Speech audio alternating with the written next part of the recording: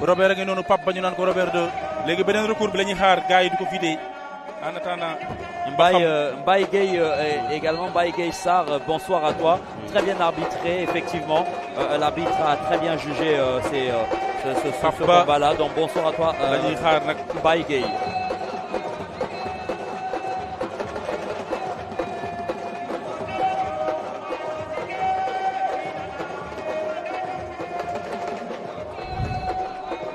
Donc là, on est reparti sur un nouveau recours. Oui, c'est l'autre combat qui opposait à Robert 2 de Fatick, de Thiès, autant pour moi.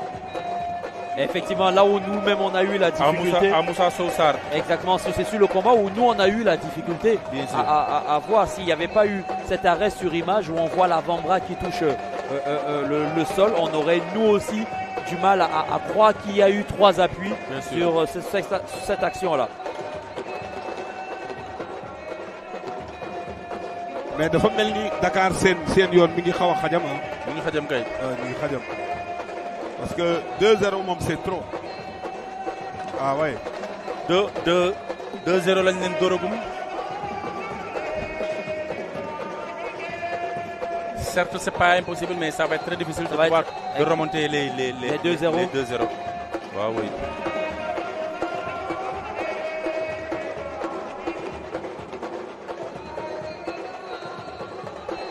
Magaye John, ok, on va essayer de régler le problème de son.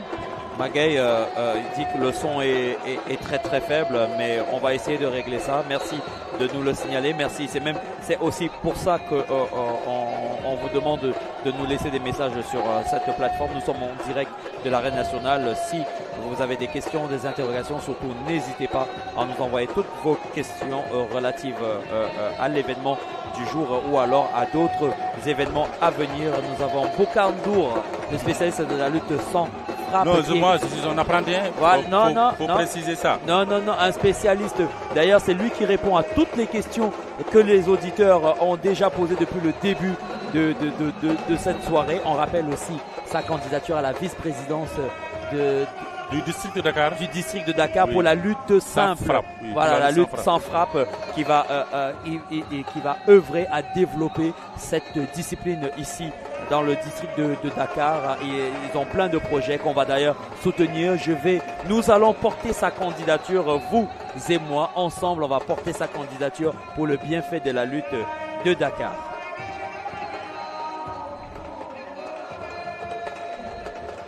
Affaire baa ngi bëgg a. waaw dañuy xaar deuxième recours bi la ñuy xaar ñu mun ko recours bi tamit aussi xaw na tax suuf de. parce que ñee dañ defaat appel ñee dañ defaat benn recours. Ok. Malheureusement ça va être compliqué. On espère que les combat booy Dakar bi tam dañ defaat recours booy bi dafa daan mais dafa contesté ne dafa droit. Thiès nekk di xaarat ba xam. Tamba Thiès dafa déposé woon réclamation di wax ne seen mbër deful 3 appuis. Voilà, xool nañ image yi effectivement on a vu que mbëru Thiès bi def na 3 appuis. Voilà, merci.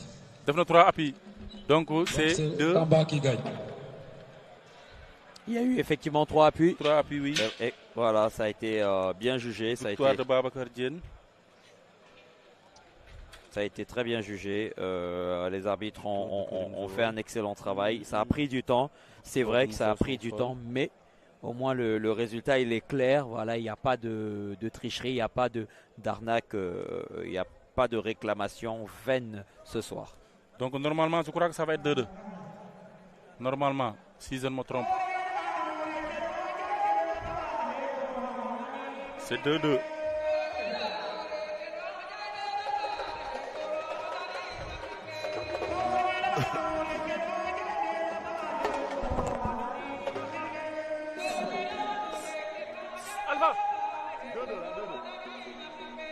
Voilà, effectivement, donc voilà, c'est confirmé. C'est 2-2, oui, 2-2. C'est 2-2. Vous avez noté quelque part, mais c'est 2-2, oui. Maintenant, c'est ce combat qui va les départager.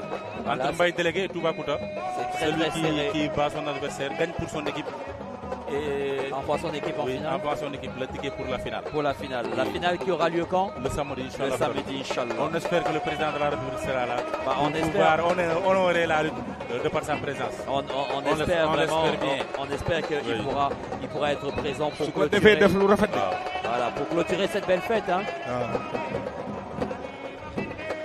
dafay def lu rafet def loo xamante ni bëgg nañ mu teew loolu lu war a def la inshallah rabbi parce que docteur Ndene Mbodj moom xanaa dina ñëw moom daa bëgg làmb def yi dëkk yi tax ci def inshallah rabbi waaw moom daa bëgg président kon président bu xewlee faa mu ñëw teew kon Ndene Mbodj DG kon ñu ngi lay xaar fii samedi inshallah rabbi pour la grande finale vraiment du drapeau du chef de l'État ñu gis nag tey Kaffrine.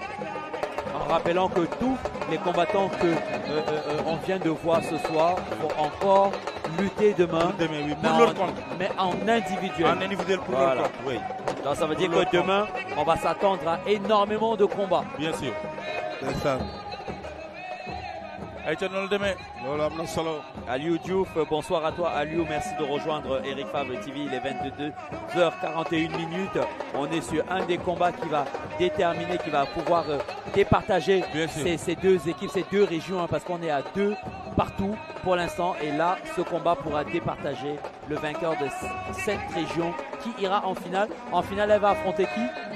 Ça dépend parce qu'il y a l'autre demi-finale qui est en train de se jouer. Il y a l'autre demi-finale également, donc on va attendre aussi l'autre demi-finale pour savoir qui arrive en finale face à qui sera en finale. Bien sûr.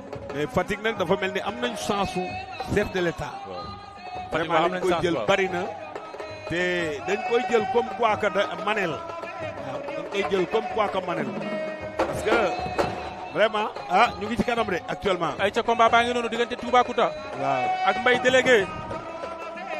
muy diggante ñaar région yi kan ak kan la. diggante Thiès ak Tambacounda. Tambacounda. Thiès Tambacounda Toubacouta Thiès. Toubacouta bu gagné c'est le ticket pour la finale pour la région de Thiès. mais Mbaye Diène ñu gën ko xam ci Mbaye délégué bu gagné c'est le ticket. li muy maye la de war a la finale pour la région de Tambacounda. Njool du maye yeel.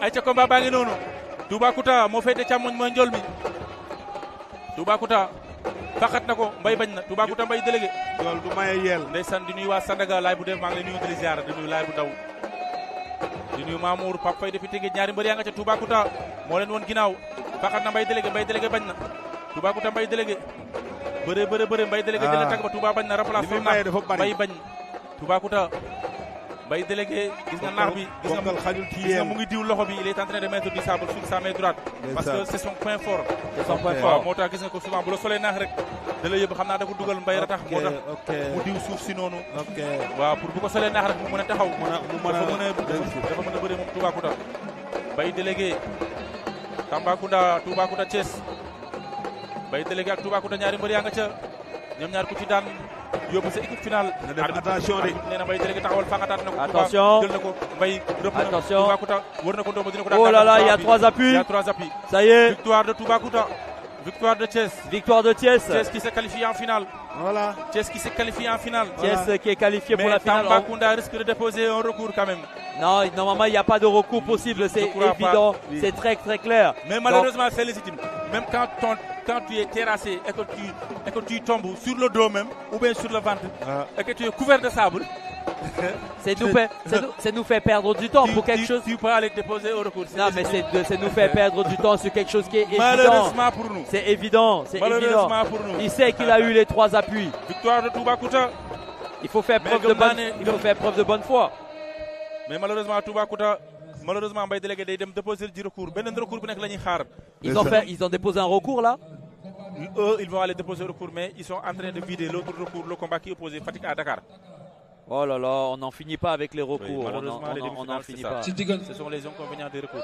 Arbitre baa ngi leen di waat mbëri ñaari mbëri toog leen waaye toog leen toog leen bëri ngeen ba pare kay toog leen rek dañuy soob rek